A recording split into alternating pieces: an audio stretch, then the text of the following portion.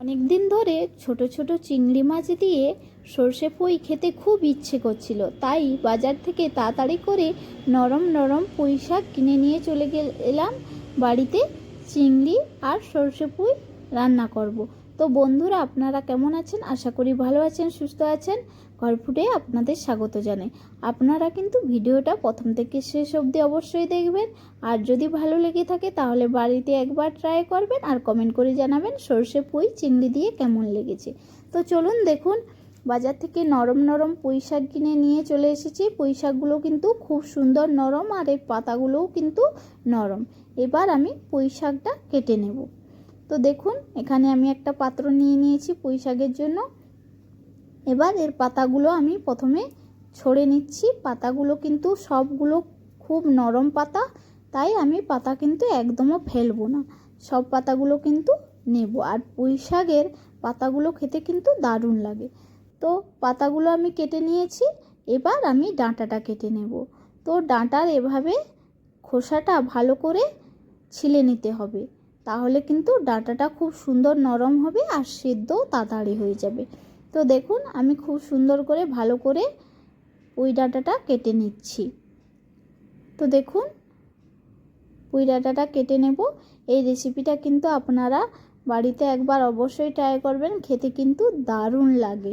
সর্ষে পুঁই আর সাথে ছোট ছোট চিংড়ি মাছ অসাধারণ খেতে লাগে। তো দেখুন, ডগার দিকে কিন্তু নরম ডাঁটা, তাই এর বেশি খোসা ছাড়ানোর দরকার নেই। আমি পুঁই শাকটা এভাবে কিন্তু সবকটা ডাঁটা কেটে নেব, আর নরম নরম পাতাগুলো নিয়ে নেব। আর পুঁই শাকটা ভালো করে দেখে নিতে হবে পোকা আছে নাকি। এবার দেখুন, কাটা কিন্তু আমার হয়ে গেছে। এবার আমি এটাকে ভালো করে ধুয়ে পরিষ্কার করে নেব।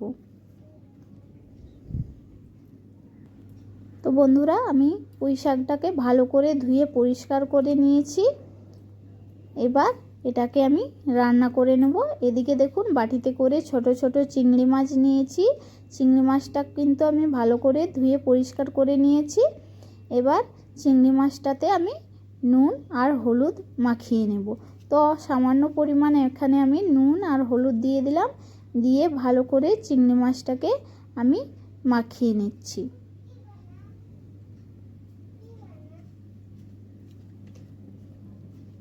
এবার এগুলোকে কিন্তু আমি ভাজা করে নেব।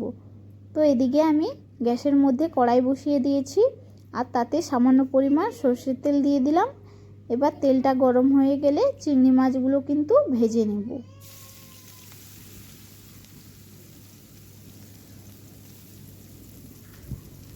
তো দেখুন, চিংড়ি মাছটা আমি এভাবে ভেজে নিচ্ছি। চিংড়ি মাছ দিয়ে কিন্তু পুঁই শাক খেতে দারুণ লাগে। একবার আপনারা অবশ্যই ট্রাই করবেন বন্ধুরা।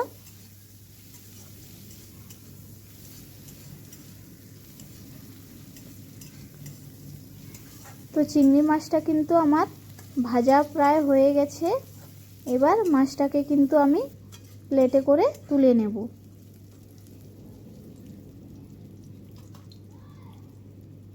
এবার ওতেই আমি সামান্য পরিমাণ তেল আর একটু দিয়ে দেব। তেলটা গরম হয়ে গেলে এতে আমি কালো জিরা আর অর্ধেকটা আমি শুকনো লঙ্কা দিলাম ফোড়নে। এবার একটু খুন্তি দিয়ে এটাকে নেড়ে নেব। এবার এতে আমি পেঁয়াজ বাটা দিয়ে দেব। তো দেখুন, এখানে আমি পেঁয়াজ বাটাটা দিয়ে দিলাম, দিয়ে ভালো করে তেলের সাথে এটাকে আমি ভেজে নেব।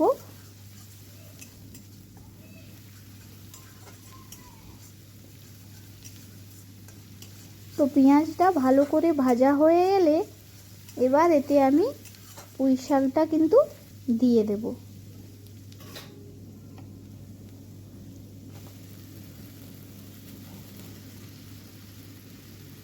এবার আমি পুঁই শাকটাকে ভালো করে পেঁয়াজ বাটার সঙ্গে মিশিয়ে নেব। এটাকে কিছুক্ষণের জন্য খুব সুন্দরভাবে কষিয়ে নিতে হবে।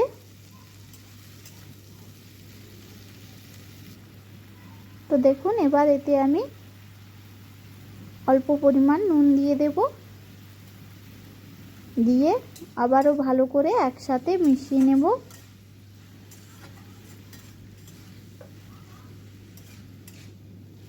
এবার এদিকে দেখুন আমি একটা মশলা করে নিচ্ছি। এখানে আমি বাটিতে সরষে বাটা করে নিয়েছি। এবার এই সরষে বাটার মধ্যে আমি অল্প পরিমাণ লঙ্কা গুঁড়ো দিয়ে দিচ্ছি, আপনারা আপনাদের ঝাল মতো দেবেন। আর 1 টিস্পুন হলুদ গুঁড়ো দিয়ে দিলাম, দিয়ে ভালো করে এটাকে একসাথে মিশিয়ে নিচ্ছি যাতে সরষে বাটার সঙ্গে লঙ্কা গুঁড়ো আর হলুদ গুঁড়োটা মিশে যায়। তো মশলাটা আমার রেডি হয়ে গেছে। এবার এদিকে দেখুন পুঁই শাকটা খুব সুন্দরভাবে আমি কিন্তু নেড়ে নিয়েছি, দেখতেই পাচ্ছেন আপনারা লিটপিটে কত সুন্দর হয়ে গেছে। এবার এতে আমি সরষে বাটার যে মিশ্রণটা সেটা আমি দিয়ে দেব, দিয়ে অল্প একটুখানি জল দিয়ে ভালো করে পুঁই শাকের সাথে এটা মিশিয়ে নেব।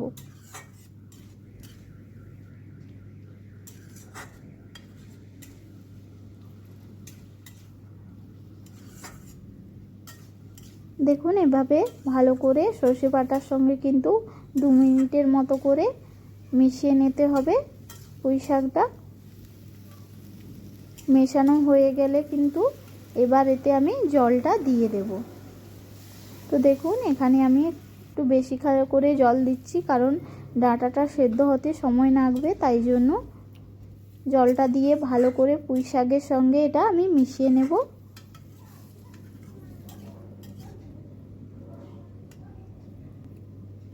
মিশিয়ে নেওয়ার পর এবার এতে আমি স্বাদ মতো নুন দিয়ে দেব। প্রথমে যেহেতু আমি নুন দিয়েছিলাম তাই অল্প করেই নুন দিলাম। এবার ভেজে রাখা চিংড়ি মাছগুলো দিয়ে দেব।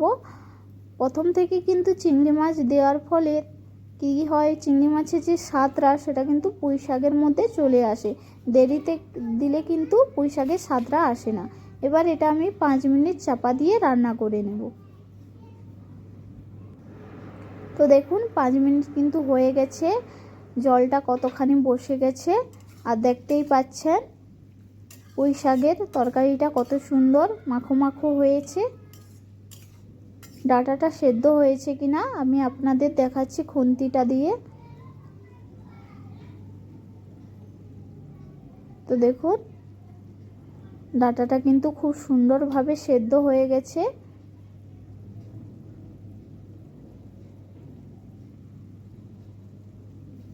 দেখতেই পাচ্ছেন আপনারা। আর এটা কিন্তু রান্না করার দরকার নেই, এটা কিন্তু হয়ে গেছে পুঁই শাক দিয়ে চিংড়ি মাছ, খুব সুন্দর। এবার এটা আমি পরিবেশন করে নেব। চিংড়ি মাছ, ছোট ছোট চিংড়ি মাছ দিয়ে সর্ষে পুঁই খেতে কিন্তু দারুণ লাগে। আপনারা বাড়িতে একবার ট্রাই করবেন, দেখবেন গরম গরম ভাতের সঙ্গে এটা কিন্তু খেতে দারুণ লাগে। তো বন্ধুরা একবার যদি ভালো লেগে থাকে তাহলে একবার কিন্তু বাড়িতে ট্রাই করে খেতে পারেন। দেখবেন এভাবে ছোট ছোট পুঁই চিংড়ি মাছ দিয়ে সর্ষে পুঁই অসাধারণ খেতে লাগে। তো বন্ধুরা ভিডিওটা যদি আপনাদের ভালো লেগে থাকে তাহলে একটা লাইক করবেন আর কমেন্ট করে অবশ্যই জানাবেন যে ছোট ছোট চিংড়ি মাছ দিয়ে সর্ষে পুঁইটা আপনাদের কেমন লেগেছে। আর আমার চ্যানেলটিকে কিন্তু অতি অবশ্যই সাবস্ক্রাইব করবেন। তো দেখুন চিংড়ি মাছ, ছোট ছোট চিংড়ি মাছ দিয়ে সর্ষে পুঁইটা কত সুন্দর লাগছে, যেন এখনই খেয়ে ফেলি। তো আজকের জন্য এটুকু, ধন্যবাদ।